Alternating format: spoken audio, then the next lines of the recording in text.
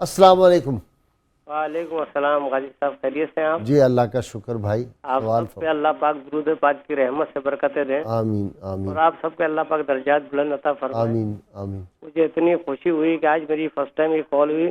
मैंने नबी करीम सल्लल्लाहु अलैहि वसल्लम की बारगाही में जो इल्तिजा की कि आज मेरी कॉल मिल जाए, तो अल्लाह पाक ने मेरी कॉल मिलवा अल्लाह दी। सुभान अल्लाह सुभान। सवाल कोई बस आपका? ये प्रोग्राम जो है मेरे को बहुत पसंद। मैं तकरीबन फजर की नमाज का प्रोग्राम देखने के लिए बैठ गया। बहुत बहुत शुक्रिया। बड़ी में कोई सवाल आपका है? भाई सवाल ये है कि कब्रिस्तान हम जाते हैं तो सारे के सारे जितने भी अफराद होते हैं सब कब्र पलंग के खड़े हो जाते हैं। अच्छा ठीक है, मैं समझ गया। नेक्स्ट कॉलर दे दें जी। अस्सलाम वालेकुम। वालेकुम अस्सलाम व रहमतुल्लाह जी। काजी साहब, सबसे पहले तो आप लोगों को मुबारक हो, बहुत अच्छा प्रोग्राम है। बहुत शुक्रिया भाई आपका।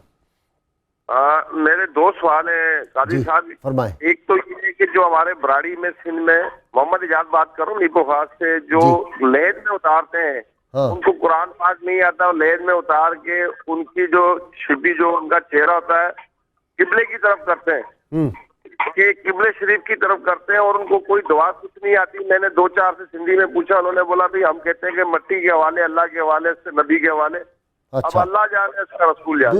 दूसरा सवाल आज के तवज्जुह से बराड़ी वालों को पता चले कि क्या पढ़ना चाहिए। दूसरा ये जो अच्छा कॉल ड्रॉप हो गई जी हजरत साहब, एक तो कहते हैं कि वो पढ़ते कुछ नहीं और सिर्फ किबला की तरफ मुंह करते हैं, तो करना चाहिए किबला की तरफ? किबला की मुंह भी करना चाहिए और पढ़ना भी चाहिए। पढ़ना भी चाहिए। पढ़ना भी चाहिए। अब बताएं कि बंदा करता क्या है मुर्दा कब्र में?